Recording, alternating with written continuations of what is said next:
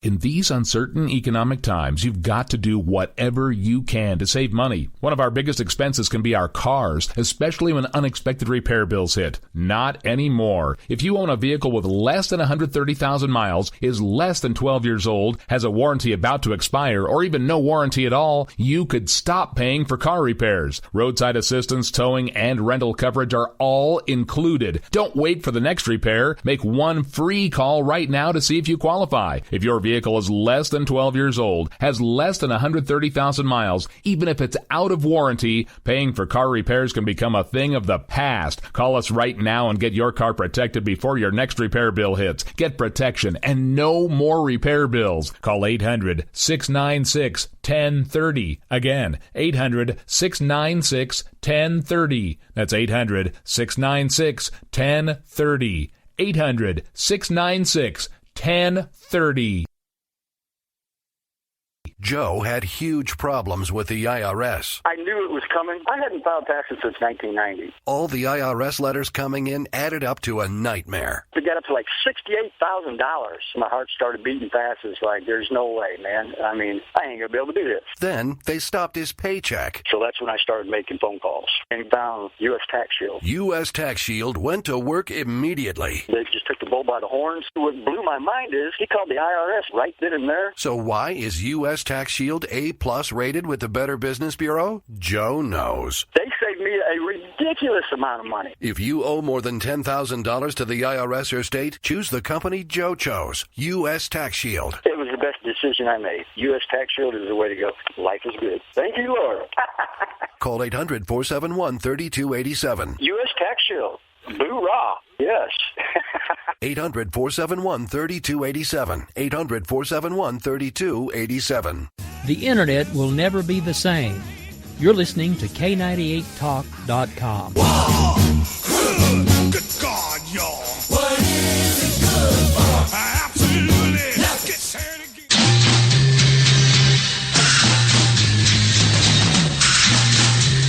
From the East Coast to the West Coast and around the world on the Internet, we're coming to you live from the CCRS studios, WNJC 1360. This is the Conservative Commandos radio show with your host, Rick Trader. The Conservative Commandos radio show, where the newsmakers go to be heard. Businessman there, drink my wine. You can call the Conservative Commandos radio show at 856-227-1360. Your opinion counts at 856-227-1360. This is Congressman Alan West, and you're listening to the Conservative Commando radio show. Welcome, listeners. Happy Thursday. Welcome to Conservative Commandos radio show. This is Anna Little sitting in for Rick Trader today, and we're speaking with our co-host Sharon Engel. Sharon, welcome to Conservative Commandos radio show.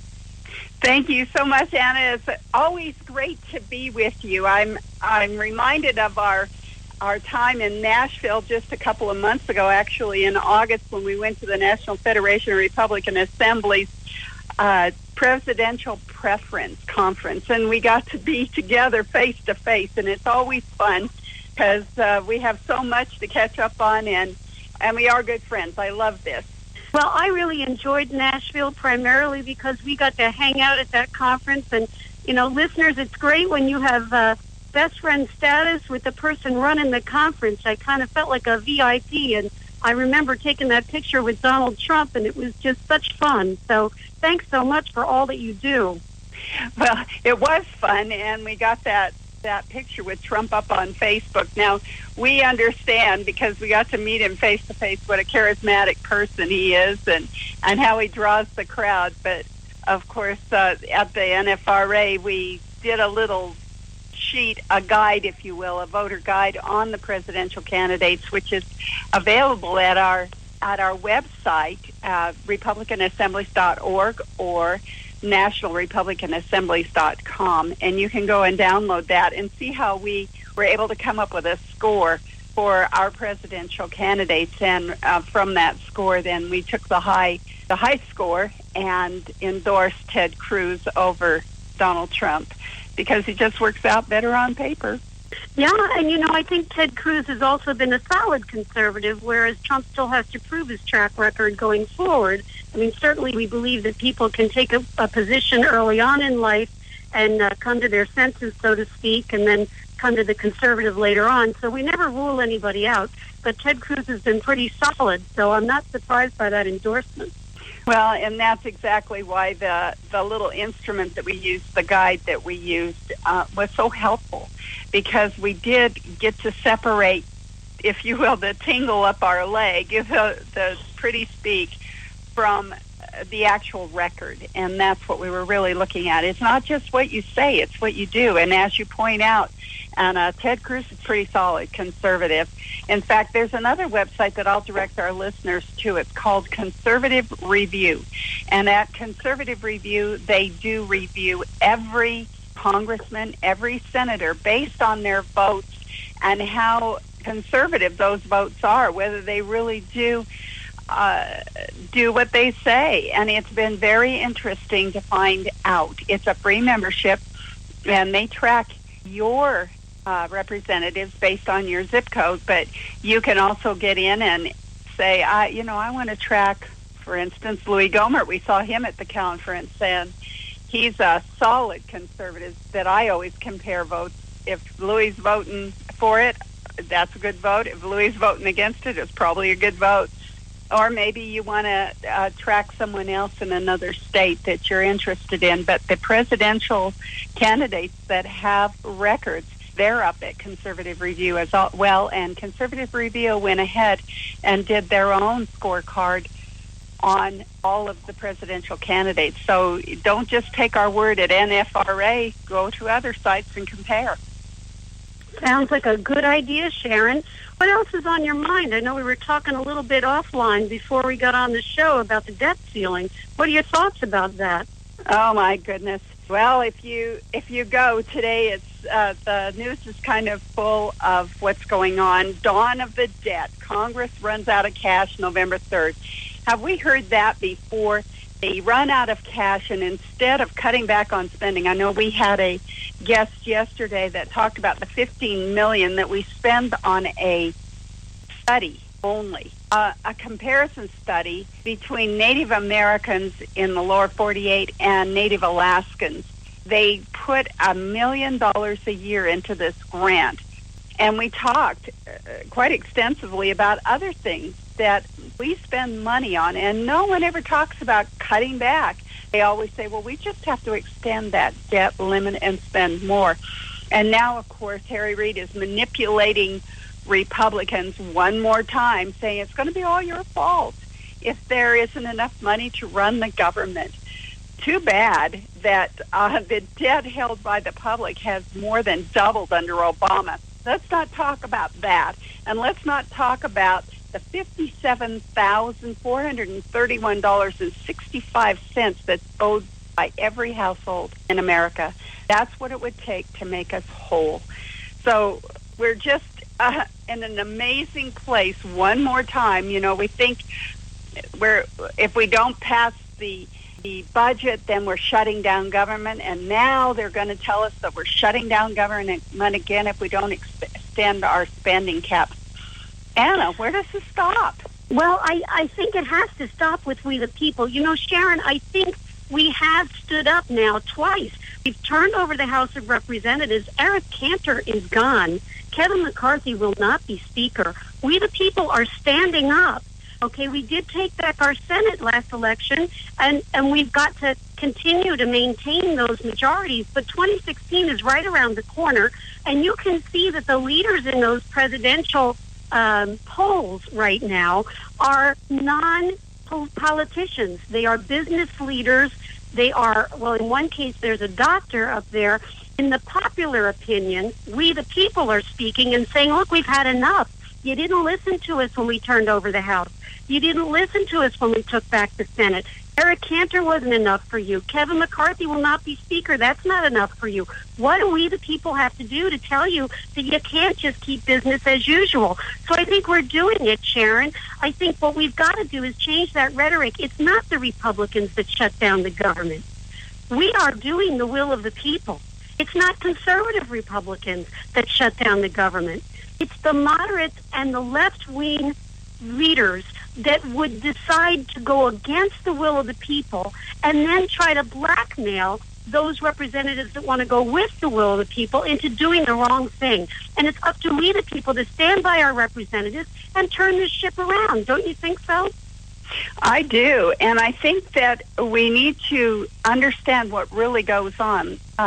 In the case of the budget, the House of Representatives did the will of the people and said, we will just not put into the budget any funding for Planned Parenthood. There wasn't a line item. When the budget went over to the Senate, there was no funding for Planned Parenthood. It was the Democrats that blocked up and said, we have to have that line item. We have to put that back in the budget. They couldn't just pass the budget without that in there and then have the discussion about whether we wanted to fund Planned Parenthood or not. No, they had to have it in the omnibus budget, if you will, and because the Republicans left it out, didn't fund it, didn't put a line item there, it wasn't that they stopped funding government. They passed a budget that funded all of government, just left that line item off. And we have to start thinking about that's what we need to do. When the House passes a budget, if they leave things out, what they're doing is they're cutting the spending over it on that one item. And we've always said we wanted a line item veto. Well, the Congress has it. All they have to do is just don't fund that item. And that's what they did. And yet, as you said, they were extorted, I believe. Blackmail, you called it. Yeah, they were definitely extorted. You put that line item in or else, and then they hit the media stream with the Republicans want to take away women's, all these lies. Look, Planned Parenthood is a profitable organization. Why are we subsidizing a profitable organization? That's number one, at a time when hardworking Americans can barely make ends meet. Number two, they've been found to be close to crossing the line with regard to criminal behavior, if not right definitely across that line. I mean, they're obviously caught dismembering live human babies in the womb, and in some cases outside the womb. At least they're killing them or leaving them to die. So, I mean, this has all been caught on video. There's a congressional investigation. I can totally understand Congress not funding any organization that's under that kind of scrutiny right now today. But, of course, the liberal left and some of the moderate Republicans that go along with them, they had to extort the rest of us into funding this organization or else. And, of course, the or else is media lies and then hopefully a negative campaign that will take you out of office. That's extortion. I'm sorry. It certainly looks that way to me. It is. And, you know, we want our audience to stay with us through this break that we have right now and come back. We're going to be talking about our guests, and we're going to also be talking more about what goes on in Washington, D.C., that we, the people, can actually make a difference. We're coming to you live from the Conservative Commandos Radio Network studios, WNJC 1360, our flagship station in Philadelphia, and around the world on the Internet with CPR Worldwide Media, Leading Edge Radio Network, TalkStream Live, The Pundit Press, SHR Media, K98 Talk, iHeartRadio, Roar Radio, and AM/FM 24/7. And all of those are .com. We'll be right back with Anna Little, Sharon Angle, and some more of Conservative Commando's radio show right after this break. I really don't care. That's my prerogative. They say I'm nasty, but I...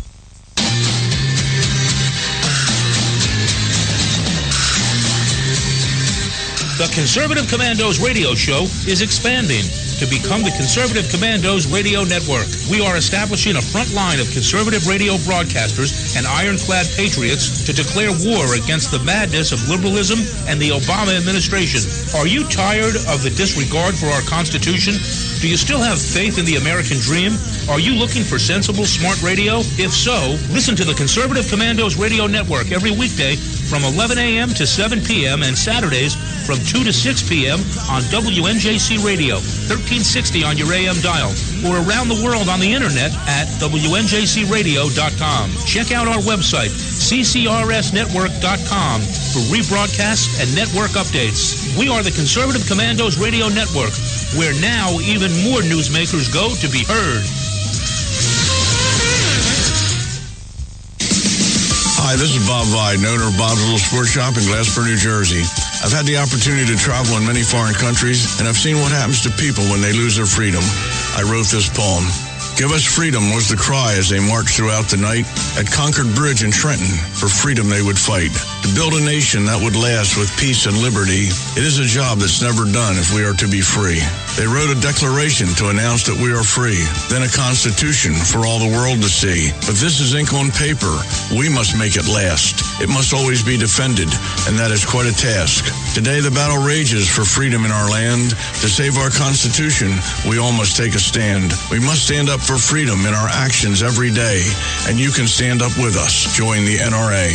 This is Bob Viden of Bob's Little Sports Shop in Glassboro, New Jersey. You may call us at area code 856-881-7575 or visit us online at bobslittle.sportshop.com.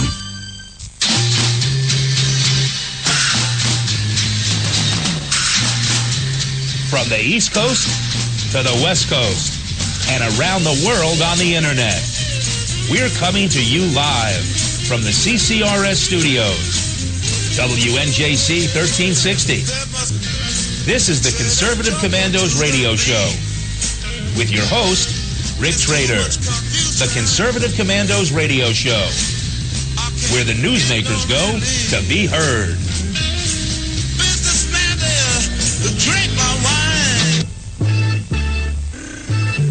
You can call the Conservative Commandos radio show at 856-227-1360. Your opinion counts at 856-227-1360. This is Congressman Alan West, and you're listening to the Conservative Commando radio show. Welcome back, listeners. Welcome back to Conservative Commandos radio show with Sharon Engel and Anna Little. If you would like to hear a rebroadcast of today's show, please check out our website, CCRS Network and ccrshow.com, or mornings at 9 a.m. Eastern Standard Time, log on to leadingedgeradionetwork.com, or at 1 p.m. Eastern Standard, roarradio.net. And now you can listen to Conservative Commandos from any telephone by calling 832-999-1199. Sharon, we've got a packed show today. Do you want to talk a little bit about who's going to be on the show? Well, I sure do. And you have the first guest. Are you ready to introduce our first one? I am. We'll be speaking in the first segment with David Rubin. He's the former mayor of Shiloh, Israel, and the founder and president of Shiloh, Israel's Children's Fund. He's an author of 4 books, which include The Islamic Tsunami, as well as his most recent book, Sparks from Zion. He has websites at davidrubinisrael.com and shilohisraelchildren.org. And he's going to talk to us today about 10 Days of Hell, the daily terror attacks that continue in Israel. And I think, Sharon, it's so important to talk with him because the Middle East is really heated up, and I think it's really got a global impact. It does, and we're just not getting it from the lamestream media. And we need to have this important information. That relationship that we have with Israel is just pivotal with all of our foreign policy. At 4:05, Anna, we're going to have Penny Starr, who joined CNSnews.com in 2008 after working for more than 25 years in print media. She's won numerous awards for her reporting, columns, and photography. She's also worked as a media and marketing consultant for clients in the arts and music industries. And as a senior staff writer for CNSnews.com, she covers Congress and the White House, as well as a wide range of cultural issues. Penny's going to be talking to us about Jay Johnson And what he said, we don't know a whole lot about Syrian refugees coming in through to the U.S. through the UN program. This just dovetails with what we're going to be talking about on Israel. And now we've got their neighbors. Syria is just across the Golan Heights from Israel, and they're having at least civil war, if not just outright takeover of their country by ISIL and ISIS. And we are getting their refugees, and we'll want to talk a little bit to Penny Starr about how that looks and if there's anything that we can do about that. Yeah, I think that's really, really important. And then at our 4:35 segment, we're going to speak with Maureen Enner. She's been bringing a fresh perspective to a sometimes hectic and complicated world of Wall Street and trading by sharing her extensive knowledge of the sell and buy side of the business on talk radio. She's been on the sell side of the industry during her tenure at the Liberty Group, during which time she also co-hosted a radio show, Protect Your Assets, with David Hollander on KNBR 680 in San Francisco. She currently co-hosts the show California Connection with frequent CNN contributor Bob Lang, and together they tackle all sorts of topics from sports and entertainment to politics and current events. Her motto, Maureen Enner's motto, is information is power and fun too. So we're really looking forward to speaking with Maureen. She's going to talk to us a little bit about voter integrity. She's concerned, as are, I know you and I as well, Sharon, about illegal immigrants obtaining driver's licenses and perhaps getting the opportunity to vote, even though they're not legally eligible to vote, and how this might benefit some candidates over the others. Obviously, the liberal left is very pro-immigrant, whether documented or not, and certainly seeks to benefit from this. Although they'll never admit that they would do so at the expense of voter integrity. But we all know that to be different, right, Sharon? Absolutely, we do. And in fact, in California, I hope that we'll be able to talk a little deeper about this with our guests, because in California, the governor just signed into law a bill that allows not only driver's licenses for illegal immigrants, but also voting rights. And they will no longer be prosecuted for voting illegally. This is just huge when it comes to elections, because a flood of illegals, people who have declared their desires for another country, they're under another sovereign nation's authority, and yet they will have an impact upon our elections. And California is huge when it comes to electoral votes and electing the next president. This is a big deal. Yeah, and the federal law does not allow someone who is not a U.S. citizen to vote in a federal election. So it really is contrary to U.S. law. And the difficulty we have with the election process too often, Sharon, at least in my experience, is that the winner of whatever that election is tends to stay in office even when voter integrity is questioned in the process leading up to their election. And very often whatever changes will be made don't affect the instant election, but future elections after that. So I think you're right. This is a really big problem going into the 2016 presidential race. It is. And again, Anna, you pointed out in the first segment that it's we the people that are going to make the correction here. And that's exactly what has to happen in 2016. We have to demand that our elections have integrity. And the only way we can make that demand is if we the people go in, clean up the rolls, get the acorn stuff out of our registration rolls, identify these illegals that are voting, that are allowed to vote without prosecution. And we know that's been going on for years, but now California made it a law that they can't be prosecuted. So it's not just the law looking the other way. The law is now allowed legally in California to look the other way. And so it's we the people of these United States that have to say, wait a second, Anna Little's right.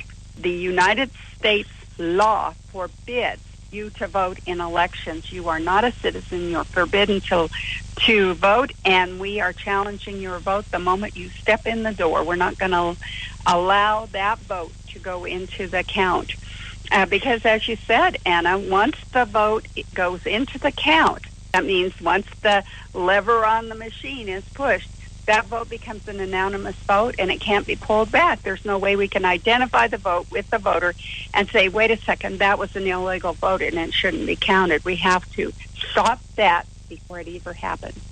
That's right. And, there's too little discussion during election process about challengers and how important they are at the polls. And it isn't a requirement for a challenger to be active in any particular political party. They just have to want voter integrity. I mean, obviously there are challengers that are requested by different candidates, but I think you can challenge right there at the polls if you have any knowledge at all or any question about the eligibility of a person to vote. And by doing that, you force a provisional ballot. And that provisional ballot makes it possible for the voter integrity to be verified by questioning the eligibility of that voter. So it's very important that people do serve as challengers when they're asked to do so, and that there be ample challengers in every polling location. So look into that, listeners, and spread the word that challenging during this presidential election is going to be extremely important, definitely in California, but all across the nation. You're so right, Anna. And there is a group, Election Integrity Project. They have been working over the last 4.5 years in California and now have brought lawsuits within the state of California. They are the challengers, and they're proactively challenging, and they're ready to take what they've learned so that the rest of us don't have to reinvent the wheel. They're ready to take what they've learned to other states. So I'm excited about the Election Integrity Project. Well, I'm glad to hear that there is one, and I know that it's important that we maintain voter integrity because that's the backbone of our democratic or our representative democracy that we have here in the United States. If the election doesn't have integrity, well, then our government isn't being run by the people, and that really is the foundation. That's right. It changes our whole form of government, doesn't it, Anna? It does. It does. So we're coming up on our break, and we're going to be able to talk to our first guest right after the break, so we want you to stay with us. If you'd like to hear a rebroadcast of today's show, please check out our website, ccrsnetwork.com and ccrshow.com. You can also listen live at WNJC 1360, our flagship station in Philadelphia, and then around the world on the internet with CPR Worldwide Media, Leading Edge Radio Network, TalkStream Live, The Pundit Press, SHR Media, K98 Talk, iHeartRadio, Roar Radio, and AM FM 24/7. We'll be right back after this break with Anna Little, Sharon Angle, and our first guest. That's my prerogative. They say I'm messy, but You've heard Paul Delks playing the music on the Your Music Matters morning show. He is also an experienced mortgage loan officer working for U.S. Mortgage Corporation and assists homeowners navigate the reverse mortgage process. If you are finding yourself asking questions whether or not you set aside enough for retirement, Paul can sit down with you, your family, and your financial advisor and discuss how a reverse mortgage may be a valuable resource for your retirement plan. You will be responsible for paying your taxes and insurance, and the reverse mortgage can help with this and other expenses, such as home health care or other untimely bills. Put Paul's 20-plus years of experience to work for you, as choosing the right option for your situation can be critical. Call Paul at U.S. Mortgage Corporation at 877-213-9977. That's 877-213-9977. Or go to seniormatters.info for more information. U.S. Mortgage Corporation is a licensed mortgage banker in New Jersey, Pennsylvania, and Delaware, and an equal housing lender. NMLS number 3901. U.S. Mortgage Corporation is located at 201 Old Country Road, Suite 140, Melville, New York, 11747. This advertisement applies to first lien mortgages. Paul E. Dilks, NMLS is 485904. Hi, this is Bob Vide, owner of Bob's Little Sport Shop in Glasper, New Jersey. I've had the opportunity to travel in many foreign countries, and I've seen what happens to people when they lose their freedom. I wrote this poem. Give us freedom was the cry as they marched throughout the night at Concord Bridge in Trenton. For freedom they would fight. To build a nation nation that would last with peace and liberty. It is a job that's never done if we are to be free. They wrote a declaration to announce that we are free, then a constitution for all the world to see. But this is ink on paper. We must make it last. It must always be defended, and that is quite a task. Today the battle rages for freedom in our land. To save our Constitution, we all must take a stand. We must stand up for freedom in our actions every day, and you can stand up with us. Join the NRA. This is Bob Biden of Bob's Little Sports Shop in Glasper, New Jersey. You may call us at area code 856-881-7575 or visit us online at bobslittle.sportshop.com. What does it take to be the leader in production systems technology? To be the one company that solves production problems at any plant, for any product, and with any technology? It takes a 30-year record of success. It takes total mastery of complex technologies with a history of delivering success every time, without fail. Only one company can claim that high ground in manufacturing line optimization, data automation, and systems integration, and that's Philadelphia Control Systems. In factories worldwide, Philadelphia Control Systems programs, software, and engineering solutions deliver optimal performance and output flow with a record that can't be matched. Any plant, any product, any technology. Philadelphia Control Systems, the leader in production automation since 1982. 800-335-9811. PCS4automation.com. That's PCS, the number 4, automation.com. The Conservative Commandos radio show is expanding to become the Conservative Commandos radio network. We're establishing a front line of conservative radio broadcasters and ironclad patriots to declare war against the madness of liberalism and the Obama administration. Are you tired, as I am, about the disregard for our Constitution? Do you still have faith in the American dream? Are you looking for sensible, smart radio? If so, listen to the Conservative Commandos radio network every weekday from 11 a.m. to 5 p.m. on WNJC Radio 1360 a.m. or around the world on the internet at WNJCradio.com. Check out our websites, ConservativeCommandosRadioNetwork.com and CCRN.com for rebroadcasts and network updates. We are the Conservative Commandos Radio Network, where even more newsmakers go to be heard.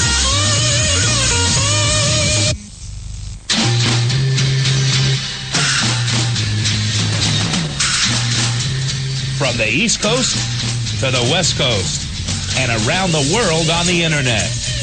We're coming to you live from the CCRS studios, WNJC 1360. This is the Conservative Commandos radio show with your host, Rick Trader. The Conservative Commandos radio show, where the newsmakers go to be heard.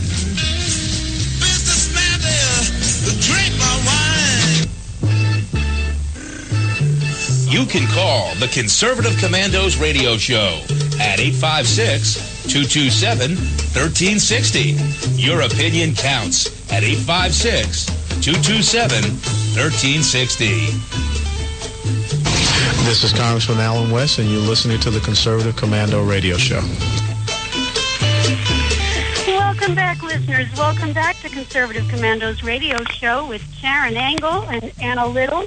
If you would like to hear a rebroadcast of today's show, you can check out our websites, CCRS Network and CCRShow.com. Or mornings at 9 a.m. Eastern Standard Time, you can log on to LeadingEdgeRadioNetwork.com. Or 1 p.m., also Eastern Standard, log on to RoarRadio.net. And now you can listen to Conservative Commandos from any telephone by calling 832-999-1199. Our first guest is with us, and the honor of that introduction is mine. David Rubin is the former mayor of Shiloh, Israel, and founder and president of Shiloh Israel Children's Fund. David is the author of 4 books, including The Islamic Tsunami, as well as his most recent book, Sparks from Zion. His websites are davidrubinisrael.com and shilohisraelchildren.org. David Rubin, welcome back to Conservative Commandos radio show. Well, thank you. It's good to be with you. Well, I'm very glad that you're with us, David, because the Middle East is such a mess right now, and it seems that there's a target painted on Israel, and there's just such tumult and terror all around Israel. The title of your talk today is 10 Days of Hell, Daily Terror Attacks Continuing in Israel. Tell us, how did these terror attacks get started? Well, it's been going on for quite some time now. We're talking about a solid 2 weeks of attack after attack after attack, stabbings, shootings of a couple with 4 of their children sitting behind them in the back seat. Both those parents were killed, by the way, in that attack. The children are now orphaned. Stabbing attacks one after another. After just yesterday, a 70-year-old woman was stabbed. There've just been so many attacks in the past 2 weeks. How did it start? The Palestinian Authority, led by Mahmoud Abbas, who is one of the leaders of world terrorism, decided that it was time to turn on the faucet again. And when they turn on the faucet, that means terrorism. That means attacks on Israeli civilians. Well, how do you think Israel is responding to this? How do you see them responding today? And what are your thoughts on how they should be responding?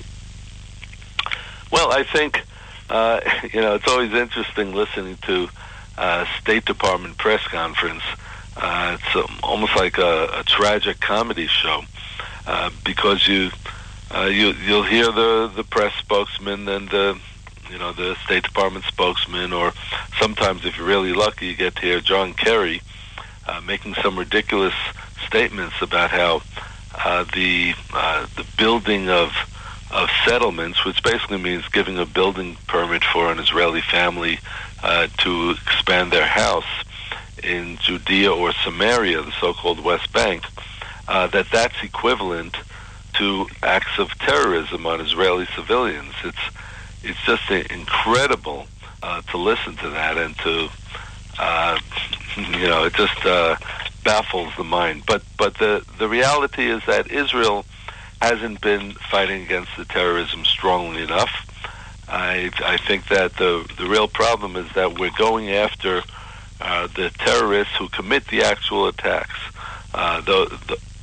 Who is the terrorist that stabbed that person? Who is the terrorist who pulled the trigger of that gun? That isn't the way that you stop terrorism. You stop terrorism by having them go on the defense. I learned a long time ago the best defense is good offense. And until Israel really goes on the offensive and makes the Israeli attacks on our enemies much more painful to them than any attacks that they might do to us, that's the point at which the terrorism is going to stop. It's just not going to happen unless we start going after the political sources of that terrorism. Now, you've outlined some proposals in a recent article entitled A Recipe for Israel's Survival. What is your recipe, and how can Israel provide that recipe today? Well, it's very simple. It's very direct. Number one, announce to the world that from this day onward, the Oslo Accords, those so-called peace accords, and the Palestinian Authority, which are created, are null and void. And then you go on the offensive. You send the Israel Defense Forces into every PA, Palestinian Authority-controlled city in Judea and Samaria, the so-called West Bank, seize control, take away their weapons, destroy the Mukata, the Palestinian headquarters, and seize all their computers and all the documents which would prove their complicity in the recent terrorism. And then you assert full Israeli control over the biblical heartland of Israel, over Judea and Samaria. And, you pass a law demanding the expulsion of anyone who is found guilty of launching terror attacks against Israeli civilians. There's no rational reason why a country should allow revolution within its borders. These people are are traitors to the country if they ever consider themselves to be a part of Israel. They're people who go against those who are basically putting food on their table. Israel has been enormously generous with the so-called Palestinians, and but instead of appreciating the fact that they live in a modern country that has a good economy, despite everything, despite all the war and the heavy tax that it causes people to pay here. Despite all that, they don't appreciate anything. So if somebody says, "I'm going to kill you," and tries to kill you, I don't think that we have an obligation to let them stay here. So I think that those who want to live peacefully, fine, they can live peacefully. Otherwise, Israel has to go after them in a strong way and arrest every single one of them and put them in jail and, yes, possibly expel them from the country. And what about the political ramifications of that on the world stage? Won't Israel be accused of starting a war if they behave in that way? Oh, absolutely. The world loves us in the Holocaust. The world loves Israelis when Israelis are going to the gas chambers. The world loves Israel when we're the victim. It's very appealing to support the victim. So if we continue to be victims and we let the terrorists attack us at will, then who knows? We may get a little bit of sympathy from the world. I prefer not to have the world's sympathy, and I prefer to remain alive. I like that very much, David. Unfortunately, we've got to go to a break. Can you hold on for just 2 minutes, because we are nowhere near finished with you? Okay, I could do that. Thank you very much. Listeners, we are coming to you live from the Conservative Commandos Radio Network studios, WNJC 1360, our flagship station in Philadelphia, and around the world on the Internet with CPR Worldwide Media, Leading Edge Radio Network, TalkStream Live, The Pundit Press, SHR Media, K98 Talk, iHeartRadio, Roar Radio, and AM/FM 24/7. Those are all .coms. We'll be right back with David Rubin after the break. They say I'm crazy. I really don't care. That's my prerogative. They say I'm messy, but I...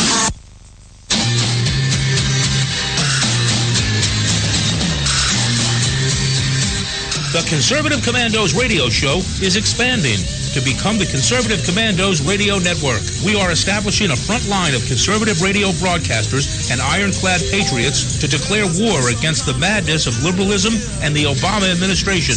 Are you tired of the disregard for our Constitution? Do you still have faith in the American dream? Are you looking for sensible, smart radio? If so, listen to the Conservative Commandos Radio Network every weekday from 11 a.m. to 7 p.m. and Saturdays from 2 to 6 p.m. on WNJC Radio, 1360 on your AM dial, or around the world on the Internet at WNJCradio.com. Check out our website, CCRSnetwork.com, for rebroadcasts and network updates. We are the Conservative Commandos Radio Network, where now even more newsmakers go to be heard. Hi, this is Bob Viden, owner of Bob's Little Sports Shop in Glasper, New Jersey. I've had the opportunity to travel in many foreign countries, and I've seen what happens to people when they lose their freedom. I wrote this poem. Give us freedom was the cry as they marched throughout the night. At Concord Bridge in Trenton, for freedom they would fight. To build a nation that would last with peace and liberty, it is a job that's never done if we are to be free. They wrote a declaration to announce that we are free, then a constitution for all the world to see. But this is ink on paper.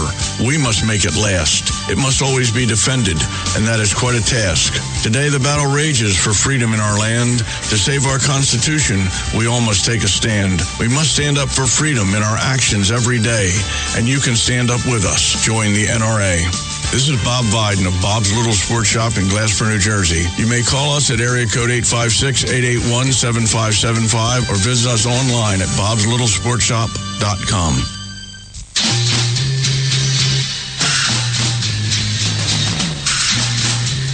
From the East Coast to the West Coast, and around the world on the Internet. We're coming to you live from the CCRS studios. WNJC 1360. This is the Conservative Commandos radio show with your host, Rick Trader. The Conservative Commandos radio show, where the newsmakers go to be heard.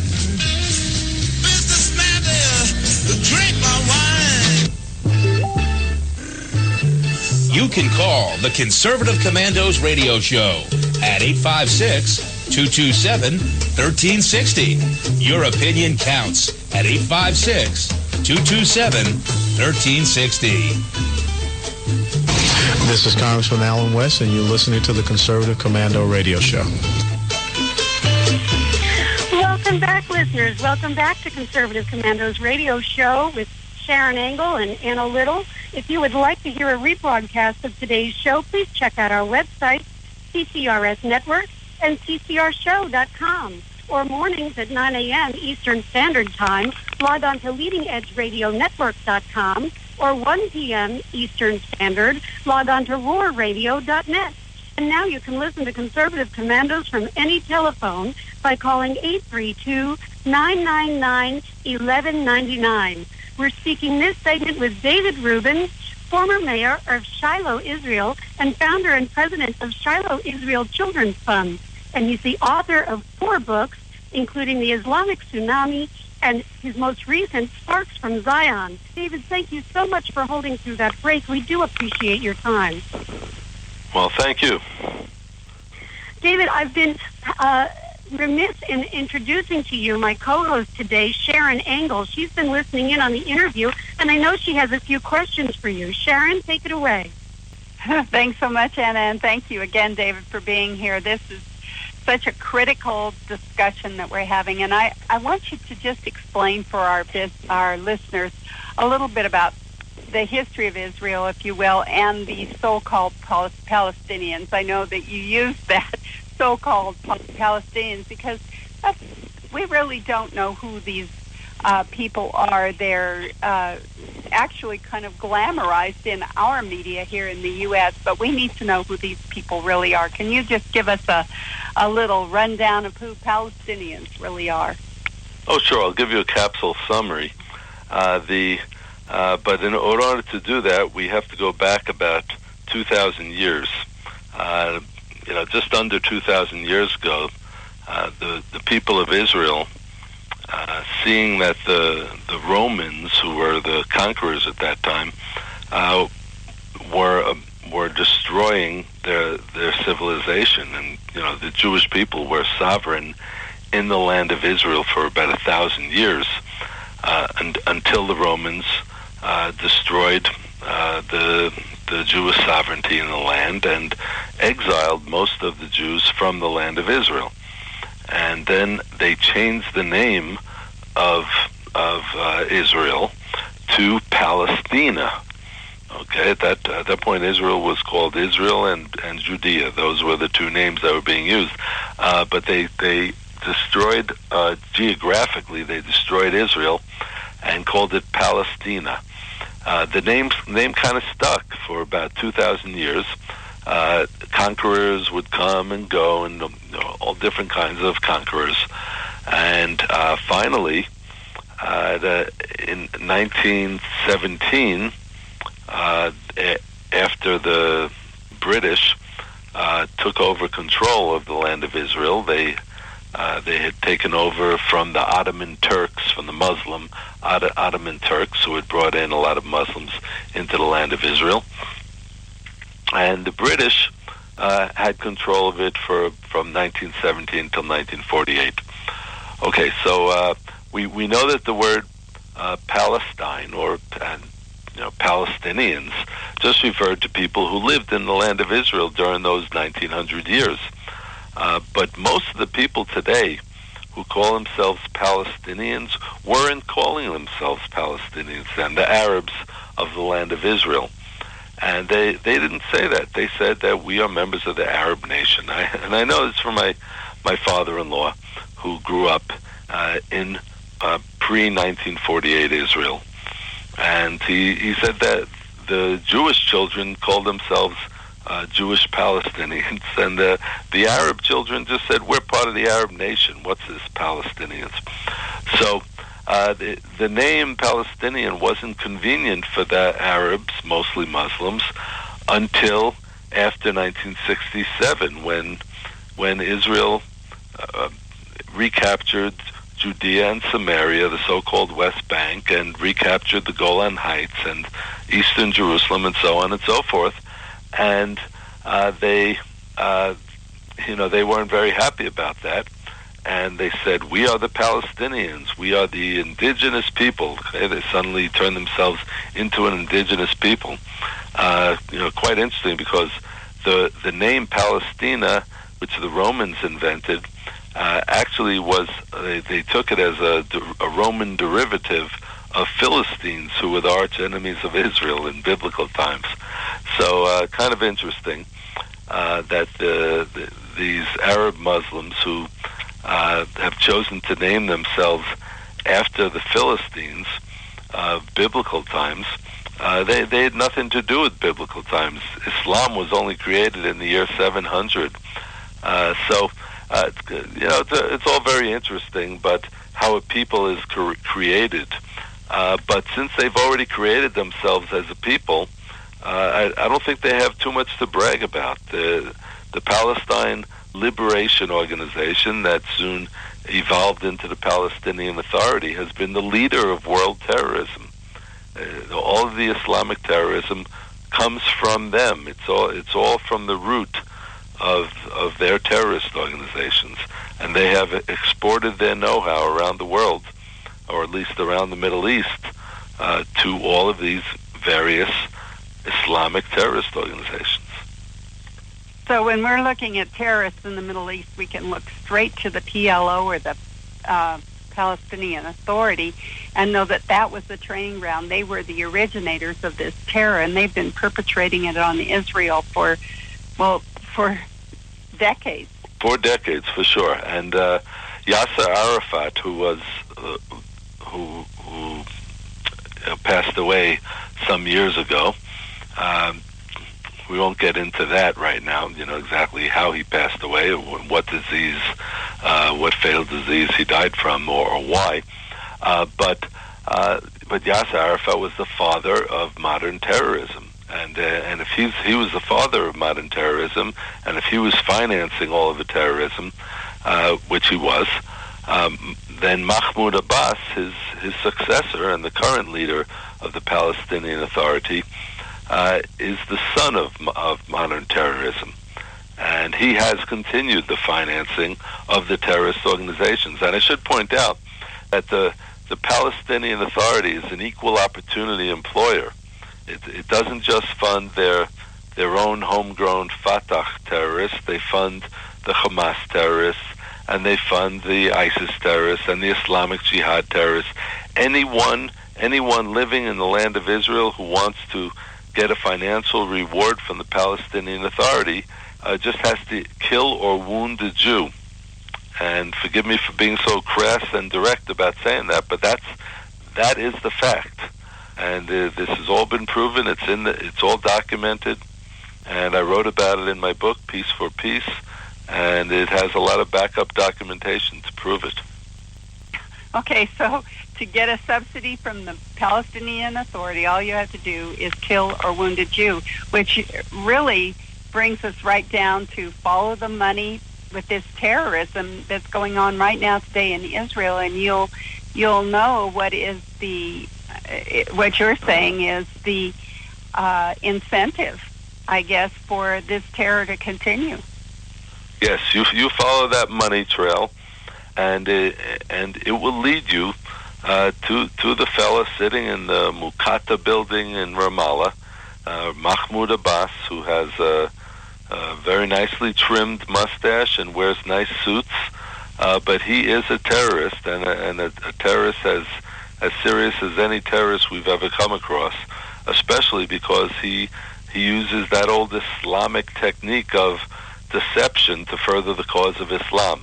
He will lie, he will say that he wants peace, and then with the other hand and with the other language in Arabic, he will speak on their television station, and he will call for terrorism. This is what has been going on for years, and the world just looks the other way. And it seems like that terrorism takes different forms. I know when I was in Israel in the 80s, Israel has a great reforestation plan where they actually get tourists to plant trees, and it has brought back flyways for birds and has truly made a beautiful garden out of a desert country. But the terrorists were burning those forests just to make a point. That was part of their terror at the time that I was there. And at the time that I was there in the 80s, it didn't seem like anybody else in the Arab community wanted the Palestinians to come to their country. Jordan said, not in our country. Is that still the case today? Oh, certainly. Look, when we send our children to camp, and I notice because I have several children, and I run the Shiloh Israel Children's Fund, which heals the trauma in terror victim children, and we run summer camps, and our children learn to do hiking, they learn to swim, they learn to play sports, and they have all kinds of lessons in Jewish ethics, but when it comes to the Palestinians, when they go to summer camp, to learn to use automatic weapons. They learn to kill Jews. They learn the old quote from the Quran, there is a Jew hiding behind that tree, let's go kill him. All you have to do is do a little internet search, you will find this out. This is what they do. And, I wrote about this extensively in my book, The Islamic Tsunami, and in my book, Peace for Peace, which all the way, by the way, all of these books, you can get information about them at davidrubinisrael.com, davidrubinisrael.com. But that's the reality. We build, we plant trees, and they destroy. But sometimes when someone is destroying, you have to fight back. David, you're absolutely right. This is Anna Little jumping back in. We are right up against a break. So please remind our listeners where they can follow you. We know we can find your books at davidrubinisrael.com. You also have that children's fund. That's shilohisraelchildren.org. Is that right? That is correct. They can go to shilohisraelchildren.org. They can get more information about how they can partner with our projects. And, of course, they could find out about the books and get some information that they can spread to people out there. Thank you so much for all that you do, David, and for spending this time. Come back and see us again soon. Well, thank you. I appreciate that. Listeners, we are coming to you live from the Conservative Commandos Radio Network studios, WNJC 1360, our flagship station in Philadelphia, and around the world on the Internet with CPR Worldwide Media, Leading Edge Radio Network, TalkStream Live, The Pundit Press, SHR Media, K98 Talk, iHeartRadio, Roar Radio, and AM/FM 24/7. They are all.com. Sharon Engel and Anna Little will be right back with you after this break on Conservative Commandos Radio. They say I'm crazy. I really don't care. That's my prerogative.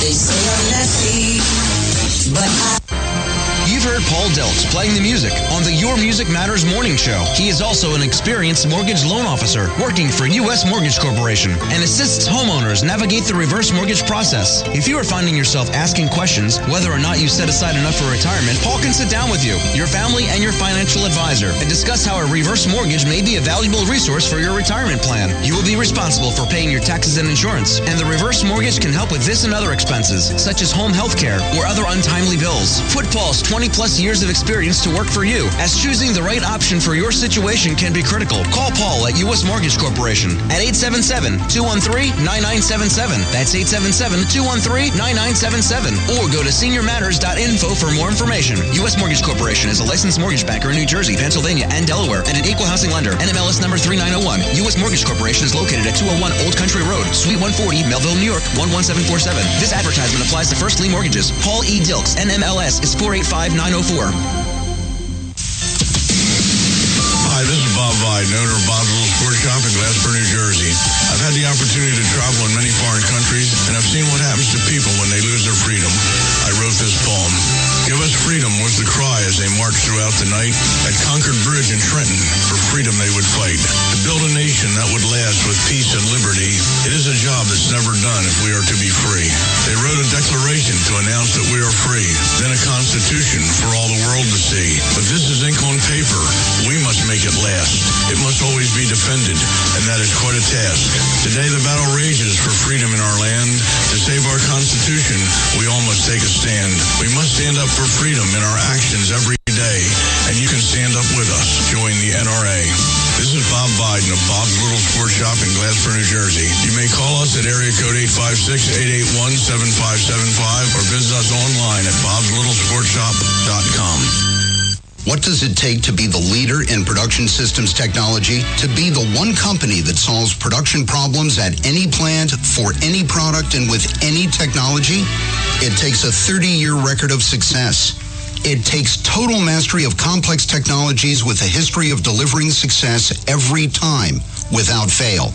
Only one company can claim that high ground in manufacturing line optimization, data automation, and systems integration, and that's Philadelphia Control Systems. In factories worldwide, Philadelphia Control Systems programs, software, and engineering solutions deliver optimal performance and output flow with a record that can't be matched. Any plant, any product, any technology. Philadelphia Control Systems, the leader in production automation since 1982. 800-335-9811. PCS4automation.com. That's PCS, the number 4, automation.com. The Conservative Commandos radio show is expanding to become the Conservative Commandos Radio Network.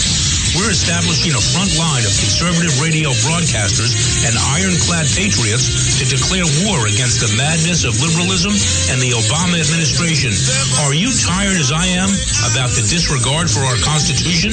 Do you still have faith in the American dream? Are you looking for sensible, smart radio? If so, listen to the Conservative Commandos Radio Network every weekday from 11 a.m. to 5 p.m. on WNJC Radio 1360 a.m. or around the world on the internet at WNJCradio.com. Check out our websites, ConservativeCommandosRadioNetwork.com and CCRN.com for rebroadcasts and network updates. We are the Conservative Commandos Radio Network, where even more newsmakers go to be heard.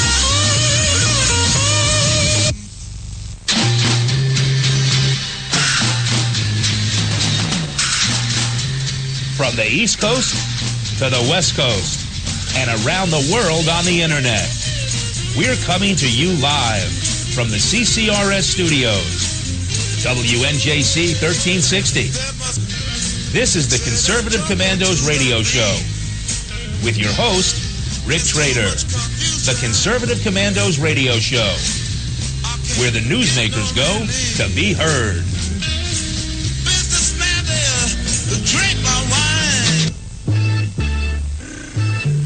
You can call the Conservative Commandos radio show at 856-227-1360. Your opinion counts at 856-227-1360. This is Congressman Alan West, and you're listening to the Conservative Commando radio show. You are listening to the Conservative Commandos radio show today with Anna Little and Sharon Engel, and we have been interviewing guests, and we'll continue to interview those guests. And if you'd like to hear a rebroadcast of today's show, please check out our website, www.crsnetwork.com and www.ccrshow.com. On our mornings at 9 a.m., log on to leadingedgeradionetwork.com, or at 1 p.m., log on to roarradio.net. That's ROAR radio.net. And now you can listen to Conservative Commandos from any phone by calling 832-999-1199. We're going to wait here for just a minute, Anna, to introduce Penny Starr, our next guest. And I would like to just kind of intro this by talking a little bit about our last guest, David Rubin, who talked to us about Israel, and Penny's going to talk to us a little bit about Syria. So let's make that connection for our listeners, okay? Yes, I think that's very important because, you know, what's going on in Syria right now has all the attention, but the connection between Syria and Palestine and terrorism in general really has not been outlined well. As a matter of fact, it's almost taboo to talk about in the mainstream media. So the background that we just received from David Rubin was very, very important.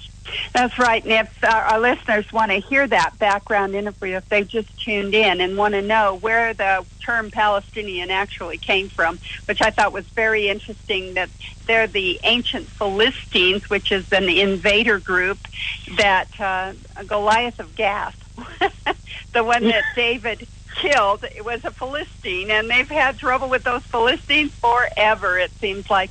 And nobody really wants them. According to David Rubin, you know, Jordan doesn't want them, Syria doesn't want them, and the reason is because they are terrorists. And he pointed out that Yasser Arafat is called the father of modern terrorism. And the problem, of course, is that they have camps for children where they train them to kill or wound a Jew, and they get a subsidy, if you will, from the Palestinian Authority. They give them an incentive to go out there and wound and kill as many Jews as they can. And that seems to be the upshot of what we're seeing here with all this terrorism in Israel right now. Yeah, and you know, I don't think that would be acceptable by many of those who claim to have support for Palestine in whatever conflict they perceive it to be with Israel. They would never be in support of that kind of indoctrination of children and the violence that comes from it. So it's really quite interesting. Yeah, you would think that, as you said, people would be so outraged by that kind of terrorism against children, against women. You know, these are not soldiers that they're attacking, they're civilians. And so we're going to go, and I have the honor and pleasure of introducing our next guest, Anna, who is Penny Starr. Penny Starr joined CNSnews.com in 2008 after working for more than 25 years in print media. She's won numerous awards for her reporting, columns, and photography. She has also worked as a media and marketing consultant for clients in the arts and music industries. And as a senior staff writer for CNSnews.com, she covers Congress and the White House, as well as a wide range of cultural issues. Penny, welcome back to Conservative Commando's radio show. Hi, thanks for having me. It's our pleasure to have you, Penny. And we were just talking about how timely it is that we want to talk to you about Syria and Syrian refugees coming through the U.S. through a UN program. How does this happen, Penny? Can you describe for us just a little background before we get right into it? Why are we getting these Syrian refugees, first of all, and why are they coming to us through a UN program? What is that program, and what does the UN have to do with the U.S. as far as us being a sovereign nation and accepting refugees? Well, I'll tell you something. I have been covering this for a number of months and even years as far as immigration and refugees go, and I did not realize that this is the case. There are very few countries, but the U.S. is one of them, who actually relies on the United Nations to process refugees that are been referred to the Department of Homeland Security, their Immigration and Citizenship Services. But we're one of few nations, and in fact, when Jay Johnson mentioned that, he said, as I report, that we don't know a whole lot about these people that are coming into our country, even as he promised to vet them. Well, and that's actually quite disconcerting, I would say, in the least, and frightening for U.S. citizens.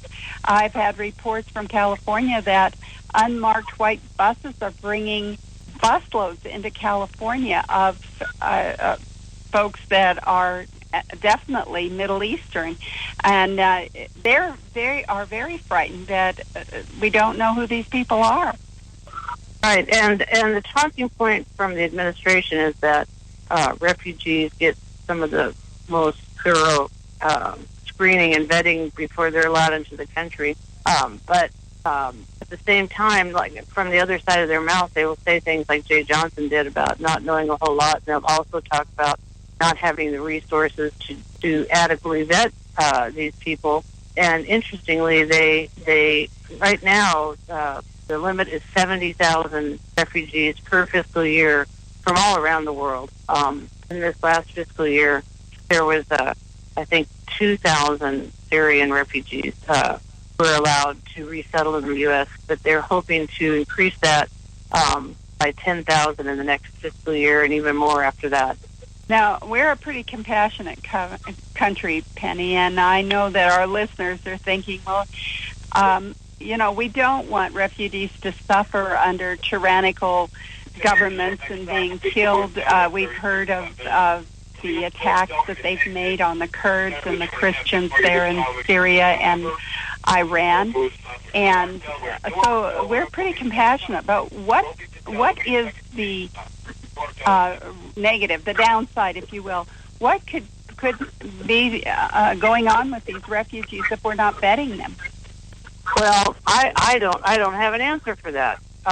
But it's something that needs to be addressed, I believe, by Congress. They should have some hearings on this to just figure out who exactly is coming into our country. I'm traveling on a train, and if I lose you, I apologize. I didn't know that we'd be going through a tunnel on this trip.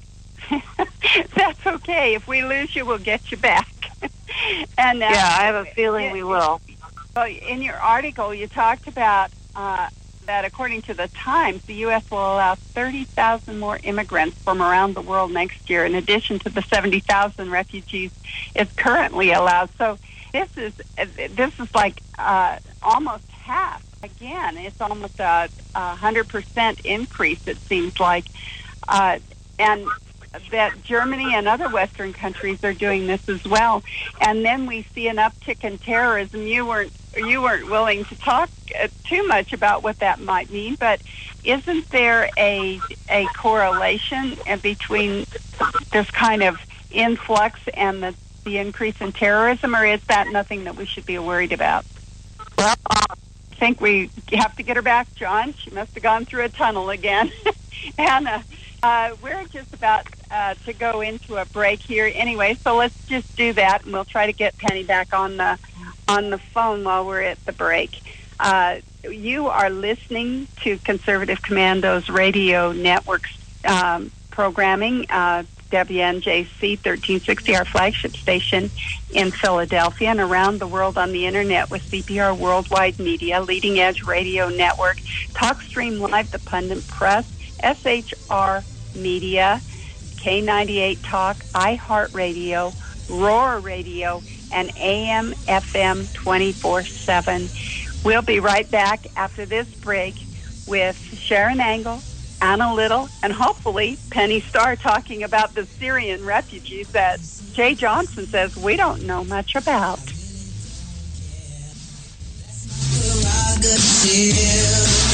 They say I'm nasty, but I...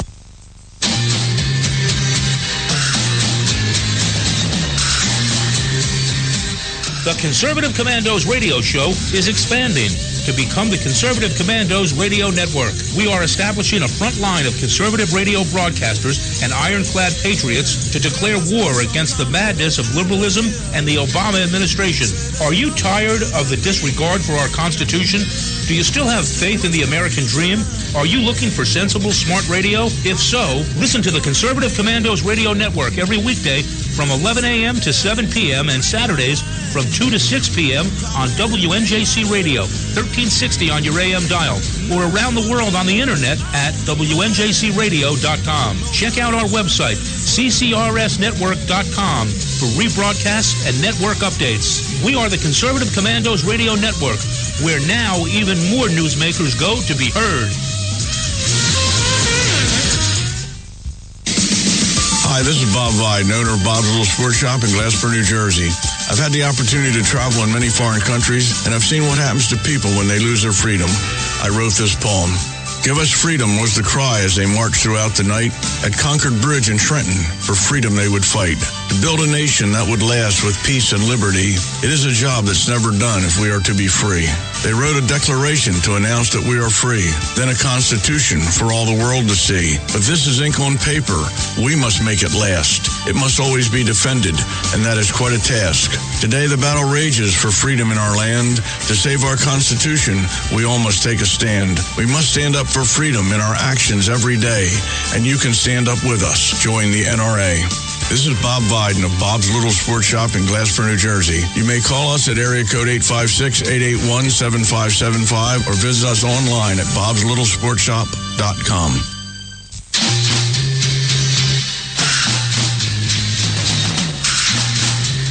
From the East Coast to the West Coast and around the world on the Internet, we're coming to you live from the CCRS studios.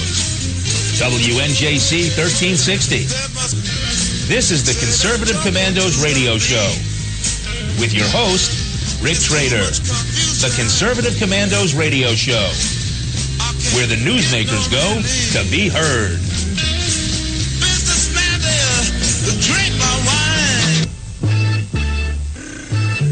You can call the Conservative Commandos radio show at 856-227-1360. Your opinion counts at 856-227-1360. This is Congressman Alan West, and you're listening to the Conservative Commando radio show. You are listening to the Conservative Commandos radio show. And if you'd like to hear a rebroadcast of today's show, please check out our websites, ccrsnetwork.com and ccrshow.com, or mornings at 9 a.m. log on to leadingedgeradionetwork.com, or at 1 p.m.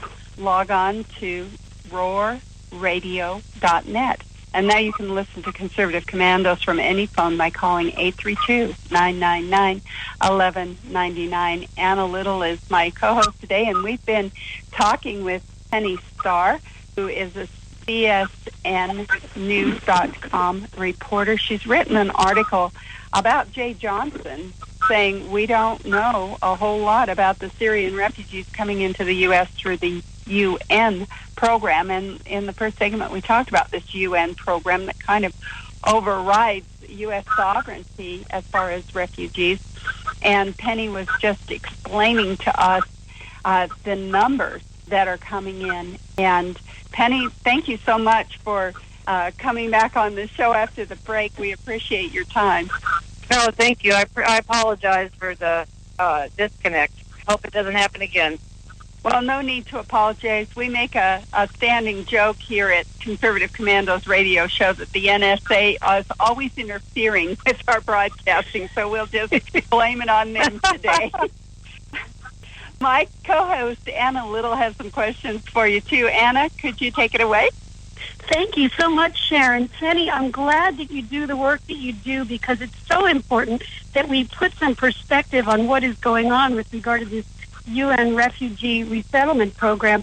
You know, the United States already takes in a lot of refugees. Isn't that true? We take in about 70,000 refugees already each fiscal year, and this additional 30,000, that's close to half again the number of refugees that we're taking in, and that's got to have an impact on the resources available here, and obviously security checks being the first step in all of that.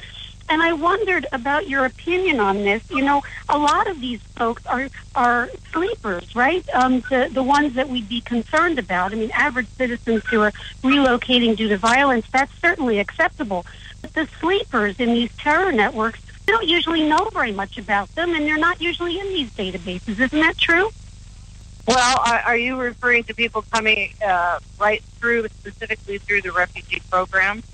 Well, I'm referring to the fact that we're resettling refugees that we, quote-unquote, don't know so much about. And, you know, I think some of the reason is because they're sleeping. They're not vetted through these programs. And so if they are terrorists, we may not be able to find that out through our regular channels. Don't you think that's true? Well, what is true is that there could be some that are being considered that haven't done anything to be placed on on a database that would be a red flag.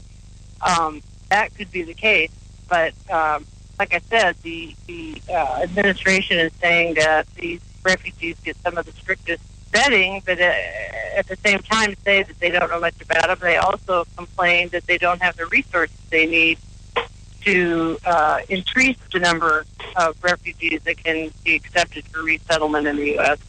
Yeah, I think the fact that a lot of these refugees are coming from Syria is significant. There's, quite a lot of violence ongoing there. But, I look at France and some of the terror attacks that have taken place in Paris. And, you don't think of that kind of thing going on in Paris. And I do know that they've had a very large increase in the Muslim demographics in their country generally and in Paris. And I wonder if we can put a connection between those.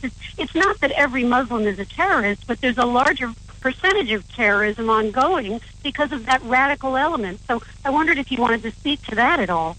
Well, the interesting thing, back to what I reported in the story, is that as much as I reported on this, I didn't realize that the entry into the refugee process in the United States is through the United Nations.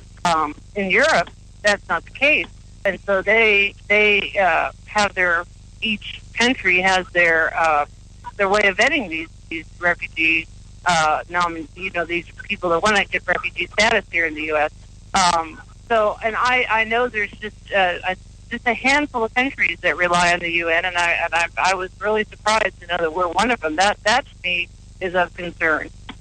Yeah, well, in my day job, I do some immigration work, and I do know that every applicant that I represent, when they're looking for immigrant status, lawful immigrant status in the United States, has to go through a rigorous screening.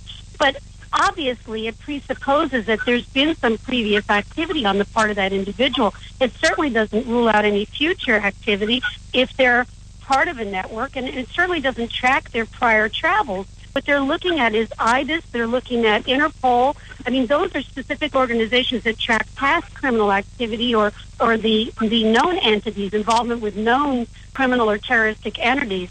So, it's really kind of difficult, I think, to predict who's going to be a valuable member of society and who's going to be a criminal or a terrorist. And I think, bringing in half again the number of refugees that we already do, we've certainly got a documented impact coming to us. I think the fact that the United States is already the world's top resettlement country, and you've got Australia, Canada, and Nordic countries that also provide a sizable number of places annually, I think that's significant. I wondered if you'd speak to that. How is it that we become the world's top resettlement country? Well, the people want these. That's because these are desirable places to live, and with the pressure that's on our country and others, say that if we're not taking these refugees, that we're somehow not meeting our international or even moral obligations. It's something that has to be thought about too. But I think the countries like that you mentioned, they have, superior quality of life, and people know that. And I also think that some of this, if you can dig deeper, I don't think all of these people are fleeing for the reasons that we believe. I think a lot of people are taking advantage of this whole movement, and if you will, and trying to come to the United States, like many people want to do. Yeah, I think we also have to talk about economic impacts, too. Obviously, when refugees first come in, they're not established in the community, and these local communities are going to be asked to step up. Can you speak to any of the connection, perhaps, between our federal government's commitment and the local governments that will be impacted? Well, exactly. That's really a major concern if you talk about economic and other impacts on resources, because these refugees, wherever they're from, they don't end up, in Washington, D.C. or under some federal program. They go to states and cities where these states and cities, although they do get some help from the federal government, they are the ones who have to find room in the schools for the children, and the hospitals, and all the other things. It is a strain, and it does have a huge impact on states and local communities. Well, I hope to see that there's going to be some addressing of those burdens that will be on these local areas. You know, Penny, we're getting close to a break now. I'm going to turn it over to Sharon. Sharon? Yes, thank you so much, Penny, for being on our show. And we want you to tell our listeners, we want you to tell our listeners how they can follow your articles and keep abreast of this issue in particular. All right, thanks for having me. Have a great day. Give us your website. Do you have a website or someplace where we can send our listeners? We must have lost her again. Well, I know that listeners will want to look for Penny Starr, and I'm sure if you just Google her on the Internet, you'll find her. We really appreciate her being a guest with us today. You are listening to Conservative Commando's Radio Network Studios. We're coming to you live from the WNJC 1360, our flagship station in Philadelphia, and around the world on the Internet with CTR Worldwide Media, Leading Edge Radio Network, TalkStream Live, The Pundit Press, SHR Media, K98 Talk, iHeartRadio, Roar Radio, and AM FM 24/7. Anna Little and Sharon Angle will be right back after this break with our final guest for the day, talking about illegal immigration, right up our alley for today's show. They say I'm crazy. I really don't care. That's my prerogative. They say I'm nasty, but You've heard Paul Deltz playing the music on the Your Music Matters morning show. He is also an experienced mortgage loan officer working for U.S. Mortgage Corporation and assists homeowners navigate the reverse mortgage process. If you are finding yourself asking questions whether or not you set aside enough for retirement, Paul can sit down with you, your family, and your financial advisor and discuss how a reverse mortgage may be a valuable resource for your retirement plan. You will be responsible for paying your taxes and insurance, and the reverse mortgage can help with this and other expenses, such as home health care or other untimely bills. Put Paul's 20-plus years of experience to work for you, as choosing the right option for your situation can be critical. Call Paul at U.S. Mortgage Corporation at 877-213-9977. That's 877-213-9977. Or go to seniormatters.info for more information. U.S. Mortgage Corporation is a licensed mortgage banker in New Jersey, Pennsylvania, and Delaware, and an equal housing lender. NMLS number 3901. U.S. Mortgage Corporation is located at 201 Old Country Road, Suite 140, Melville, New York, 11747. This advertisement applies to first lien mortgages. Paul E. Dilks, NMLS is 485904. Hi, this is Bob Vide, owner of Bob's Little Sports Shop in Glassboro, New Jersey. I've had the opportunity to travel in many foreign countries, and I've seen what happens to people when they lose their freedom. I wrote this poem. Give us freedom was the cry as they marched throughout the night. At Concord Bridge in Trenton, for freedom they would fight. To build a nation that would last with peace and liberty, it is a job that's never done if we are to be free. They wrote a declaration to announce that we are free, then a constitution for all the world to see. But this is ink on paper. We must make it last. It must always be defended, and that is quite a task. Today the battle rages for freedom in our land. To save our Constitution, we all must take a stand. We must stand up for freedom in our actions every day, and you can stand up with us. Join the NRA. This is Bob Biden of Bob's Little Sports Shop in Glassboro, New Jersey. You may call us at area code 856-881-7575 or visit us online at bobslittle.sportshop.com. What does it take to be the leader in production systems technology? To be the one company that solves production problems at any plant, for any product, and with any technology? It takes a 30-year record of success. It takes total mastery of complex technologies with a history of delivering success every time, without fail. Only one company can claim that high ground in manufacturing line optimization, data automation, and systems integration, and that's Philadelphia Control Systems. In factories worldwide, Philadelphia Control Systems programs, software, and engineering solutions deliver optimal performance and output flow with a record that can't be matched. Any plant, any product, any technology. Philadelphia Control Systems, the leader in production automation since 1982. 800-335-9811. PCS4automation.com. That's PCS, the number 4, automation.com. The Conservative Commandos radio show is expanding to become the Conservative Commandos Radio Network. we're establishing a front line of conservative radio broadcasters and ironclad patriots to declare war against the madness of liberalism and the Obama administration. Are you tired, as I am, about the disregard for our Constitution? Do you still have faith in the American dream? Are you looking for sensible, smart radio? If so, listen to the Conservative Commandos Radio Network every weekday from 11 a.m. to 5 p.m.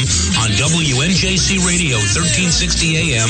or around the world on the internet at WNJCradio.com.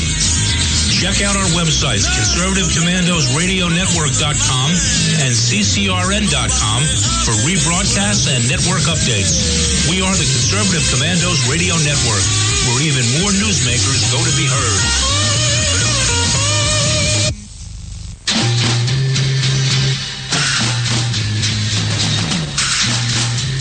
From the East Coast to the West Coast and around the world on the internet, we're coming to you live from the CCRS studios, WNJC 1360. This is the Conservative Commandos Radio Show with your host, Rick Trader. The Conservative Commandos Radio Show, where the newsmakers go to be heard.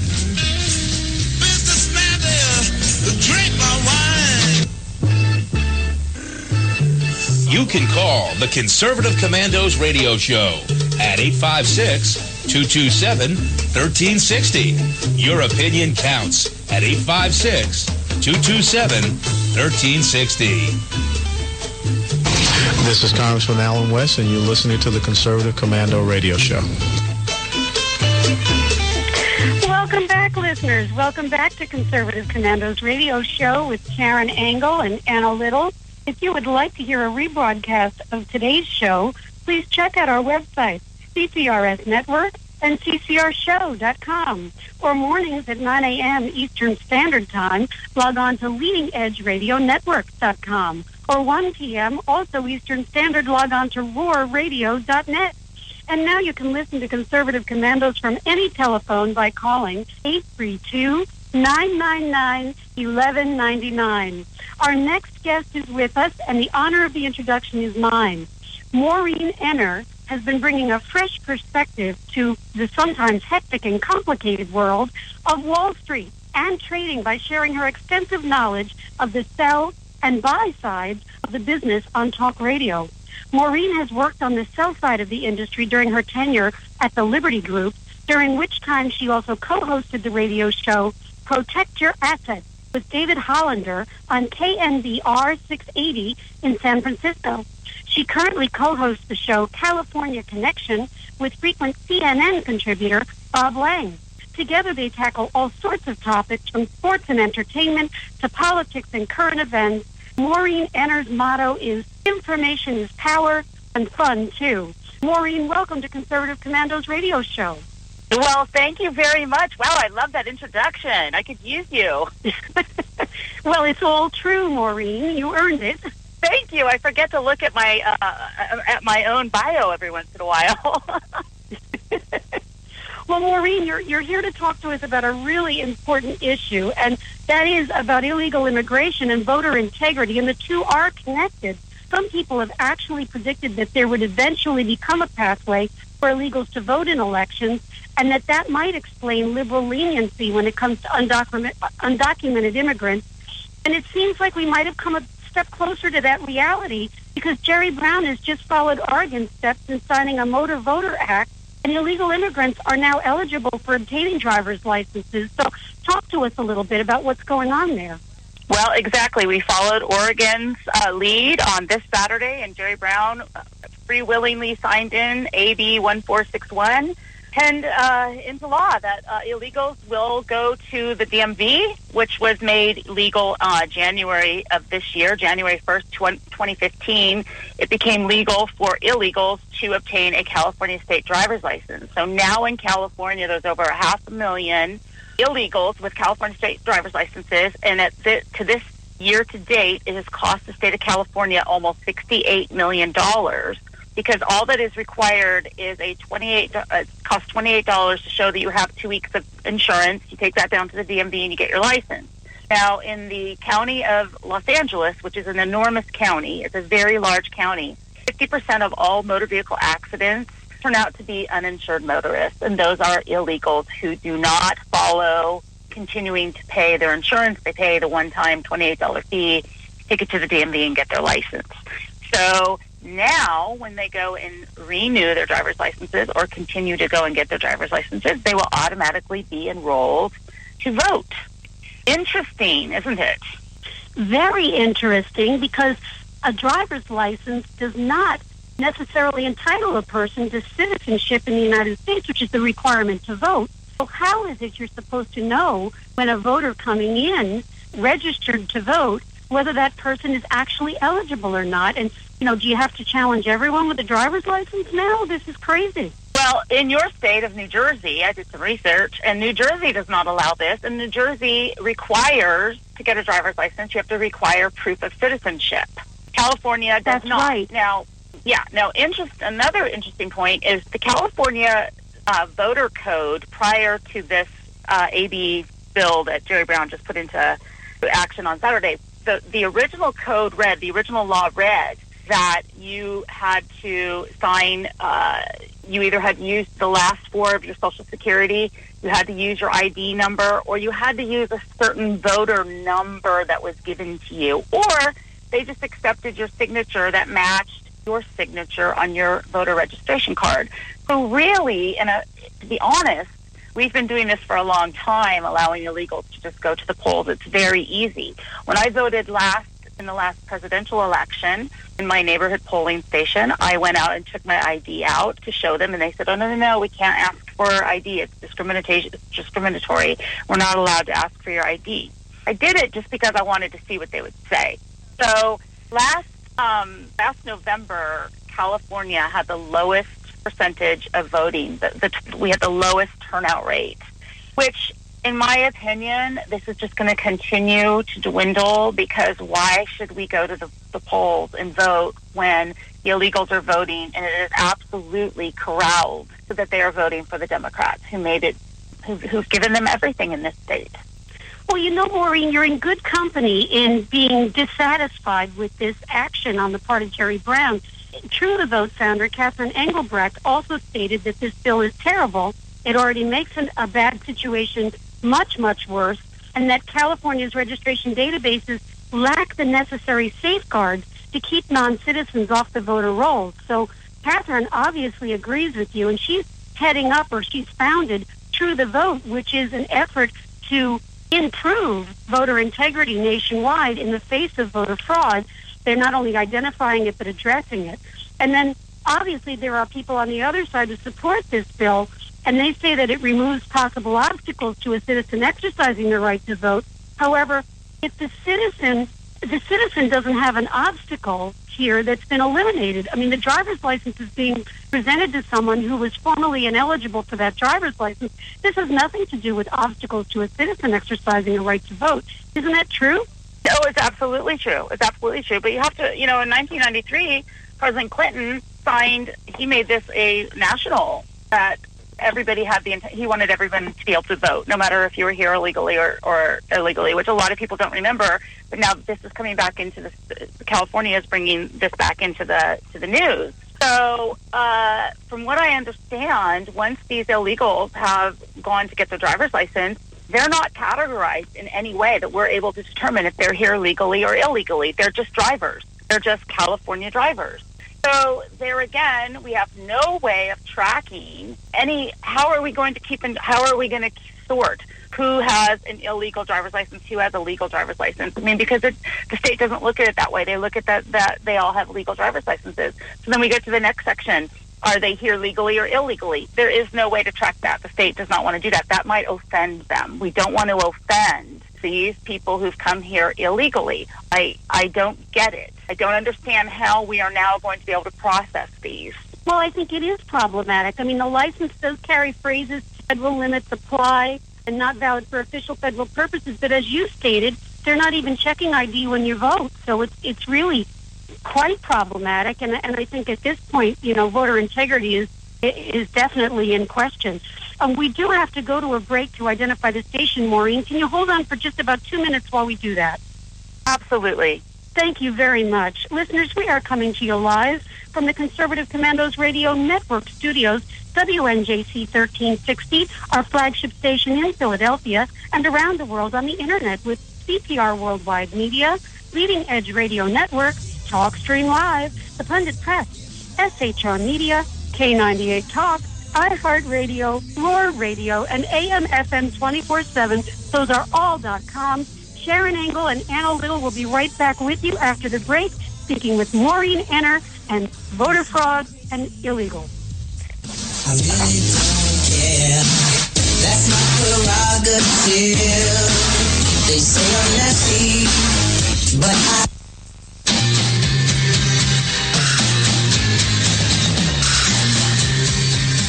The Conservative Commandos radio show is expanding to become the Conservative Commandos Radio Network. We are establishing a front line of conservative radio broadcasters and ironclad patriots to declare war against the madness of liberalism and the Obama administration. Are you tired of the disregard for our Constitution? Do you still have faith in the American dream? Are you looking for sensible, smart radio? If so, listen to the Conservative Commandos Radio Network every weekday from 11 a.m. to 7 p.m. and Saturdays from 2 to 6 p.m. on WNJC Radio, 1360 on your AM dial, or around the world on the Internet at WNJCradio.com. Check out our website, CCRSnetwork.com, for rebroadcasts and network updates. We are the Conservative Commandos Radio Network, where now even more newsmakers go to be heard. Hi, this is Bob Vide, owner of Bob's Little Sports Shop in Glassboro, New Jersey. I've had the opportunity to travel in many foreign countries, and I've seen what happens to people when they lose their freedom. I wrote this poem. Give us freedom was the cry as they marched throughout the night.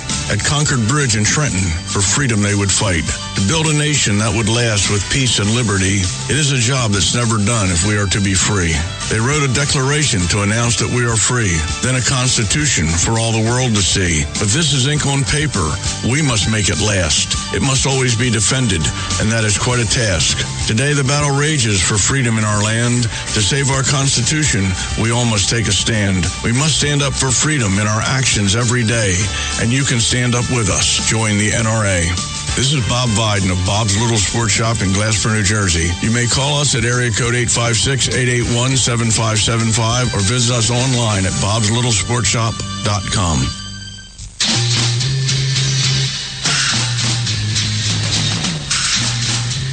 From the East Coast to the West Coast and around the world on the Internet, we're coming to you live from the CCRS studios, WNJC 1360.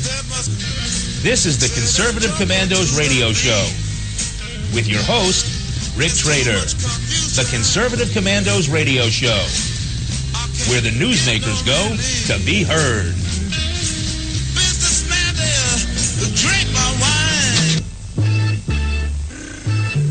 You can call the Conservative Commandos radio show at 856-227-1360. Your opinion counts at 856-227-1360. This is Congressman Alan West, and you're listening to the Conservative Commando radio show. Welcome back, listeners. Welcome back to Conservative Commandos radio show with Sharon Engel and Anna Little. If you would like to hear a rebroadcast of today's show, please check out our website, CCRS Network and CCRShow.com. Or mornings at 9 a.m. Eastern Standard Time, log on to LeadingEdgeRadioNetwork.com. Or at 1 p.m., also Eastern Standard, log on to RoarRadio.net. And now you can listen to Conservative Commandos from any phone by calling 832-999-1199. We're speaking this segment with Maureen Enner. She's been talking to us about the illegals and their right to a driver's license, a la Jerry Brown, following in Oregon steps, and the connection to voter fraud and the possibility of these now licensed drivers not legally present in the United States exercising their right to vote.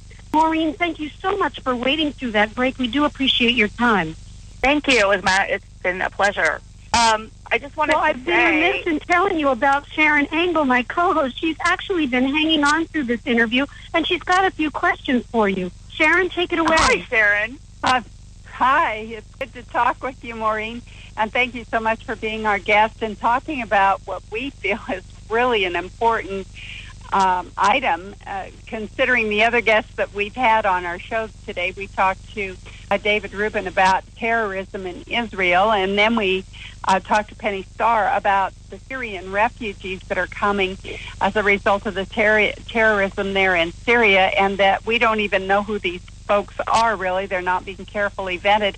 And now we're talking to you that these refugees and others like them are going to be allowed to vote in the largest population, I believe, in the State of the Union of voters. They have so many electoral votes that it's hardly worthwhile for the rest of us to vote. They really do seem to be able to make or break an election with the California vote. So I'm here on a website, Election Integrity Project, and you quote them in your article, and they have said that this will make a fundamental change in our democracy. Is that how you see it too? Yes, and actually they have, that group has tried, they have said that they're going to veto this bill. They're the only group that I've seen so far that has stood up to say that they're going to demand a veto of this bill, which, God bless them, I wish them luck.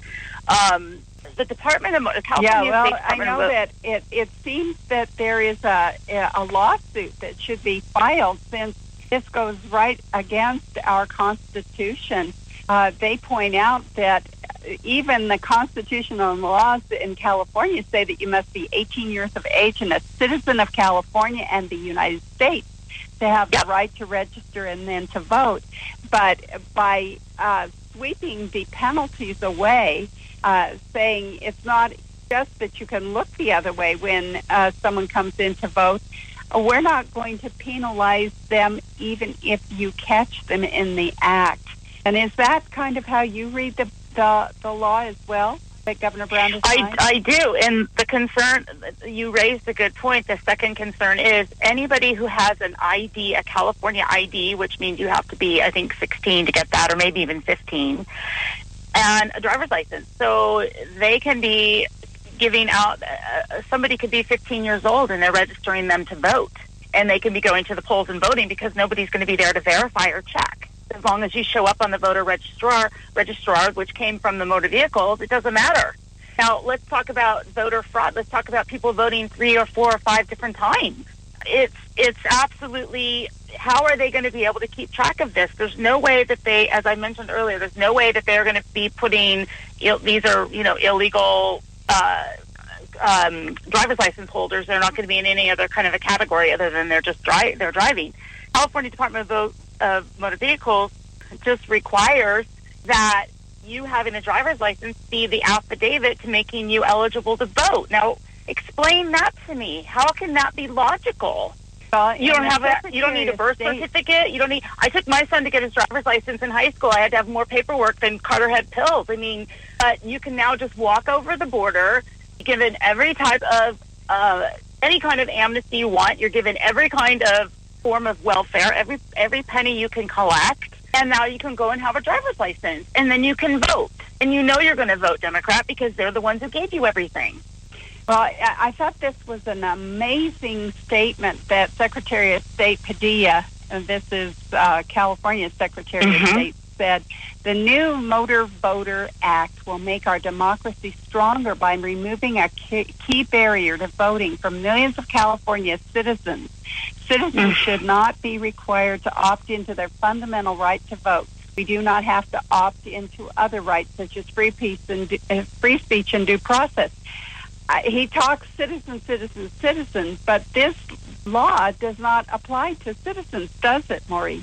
No, it does not. And the other thing, in Jerry Brown's defense, he is saying this is what he feels is going to help bigger turnouts at the polls because we had such a low turnout last November. So he's trying to tell everyone this is going to encourage better turnout. No, it's not. More than half the driver's licenses that were issued this year were issued all to illegals in California. And they are selling over the border. They are selling unqualified people. California driver's licenses are going for $5,000 a pop.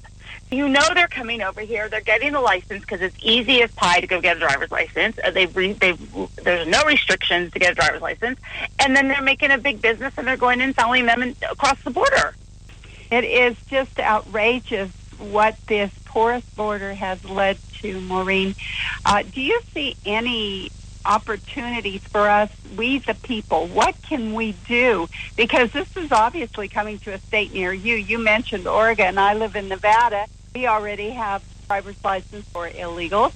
And so once you allow them to get their driver's license, what keeps another law just saying we're not going to prosecute if they do an illegal activity, which is what voting without being a citizen is. It's illegal. And yet we're saying that doesn't count. We are no longer a rule of law nation where this is concerned. So how do we, the citizens, provide the solution? What can we do? Well, unfortunately, this has been coming on over the last 20 to 25 years. As I said, President Clinton really was the one who started this on a national level, and it's just become something that, if you say anything about it, you're automatically considered you're discriminatory, you're racist, you are evil, you don't feel sorry for people. It's become such an identity that these illegals have they're illegals. I refuse to call them undocumented. They never had documents to be documented, and they didn't lose them. They're illegal. You cross the border or stay over your visa, you're here illegally, you should have no rights. We now, in California, you can take the California State Bar if you're illegal. You can have a driver's license, and now you can vote. Those are all pretty important things that you can do while being here illegally, not to mention all of the education costs and the university costs and everything else that applies to it. I'm saying I am not here to represent a Republican president yet. I'm not promoting anyone, but I do believe this year we will go Republican. I believe the White House will go Republican, and I think that California was a very liberal state 30 years ago, and when Ronald Reagan came in, it flipped the switch, and we became then a red state. We were then a very Republican state. I think we are now at that time where things are just getting so insane that we need a change from the top, and I feel it coming. I really do. California, if California goes, then so goes the nation. That has been said to me from the time I was a child. California is one of the most important states in the union. We may go blue this election, but I feel the rest of the country is going to go red, and I feel this is the time. I feel that it's Jerry Brown was governor in the late 70s when I was in junior high. A lot of people don't remember that. And boy, there were swift changes when Reagan came into office. So that's the only thing that I can hope for. And then our voices are going to be heard. Right now, our voices are not heard. Well, and you're so correct. And I think there is something that citizens can do, but it is going to take an involvement, and we can no longer say that fraud does not happen in our elections. In fact, it's being perpetrated on us by our government, because this is just quintessential fraud right here, right now with this new law. And I think we need to really get proactive with that. It seems like there's a lawsuit that should be filed against the state of California for passing such an illegal law. Is that do you hear anything about something like that happening? I haven't heard anything of that happening. I've just heard, everybody, and he did this, Governor Brown did this on a Saturday. That's even more smarmy. He just came in on a Saturday and signed this into bill. Like nobody was going to pay attention. I mean, signed it into law, signs this bill on a Saturday. Here in California, people are just, as long as the weather's nice and the beaches are good, that's really all people care about. It's so laid back here that it's liberal is such the majority here. Well, Maureen, this is Anna Little, and unfortunately our time is up. Would you just remind our listeners where they can follow you? I know you've got that show that you co-host, California Connection, with Bob Lang. Yes. Where else can people follow you? I'm on California Connection every Friday afternoon at 4 o'clock on LA Talk Radio. You can go to latalkradio.com. You can find our shows. They're all there. We're very good friends with Mike Reagan. He's been on our show quite a bit. And, we have we try to fight the fight out here in California on California Connection. Thank you so much, Maureen. Keep up the great work and come back and see us soon. I would love to. Thank you, and goodbye, New Jersey. Well, Sharon, this has been a packed show. I want to quickly go over. We want to thank David Rubin for spending time with us, and Penny Starr and Maureen Enner. And Sharon, thank you so much for co-hosting. It's always so much fun when we get to work together. I guess we're out of time. We got to run. So we'll see everybody tomorrow on the radio.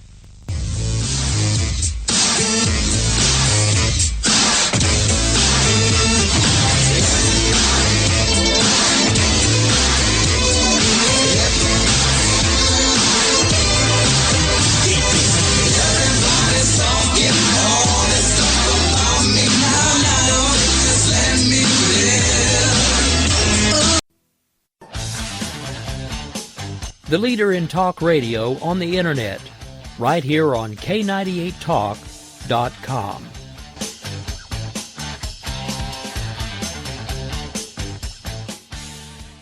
When our water heater broke down last month, it was a nightmare. It took 5 hours for the plumber to show up, and he charged us a couple of $100 just to come out. And then it cost another $1,800 to put in the new water heater. By the time it was all said and done, I felt like I'd been taken. But what else could I do? The smartest thing you can do is get a home warranty from American Residential Warranty. Their home warranties pay to repair or replace all your major appliances when they break, and they will break, and at the worst possible time. Call American Residential Warranty right now for free information on home warranties starting at just pennies a day. Don't wait for your refrigerator to stop running or your ceiling fans to stop turning. Call American Residential Warranty right now. Ask how you can save up to 50% on washer and dryer coverage. Just call 1-800-513-6154. That's 1-800-513-6154. Again, 1-800-513-6154. Call now.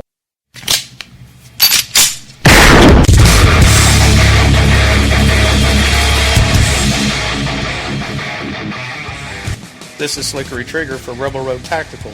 With proper care and feeding, your pistol will be ready when you need it. There to save your life. Shouldn't your gear be that good? Whether you need a holster for comfortable everyday carry or a tough-as-nails holster for your next training course, Rebel Road Tactical has what you need. Check us out on the web at rebelroadtactical.com.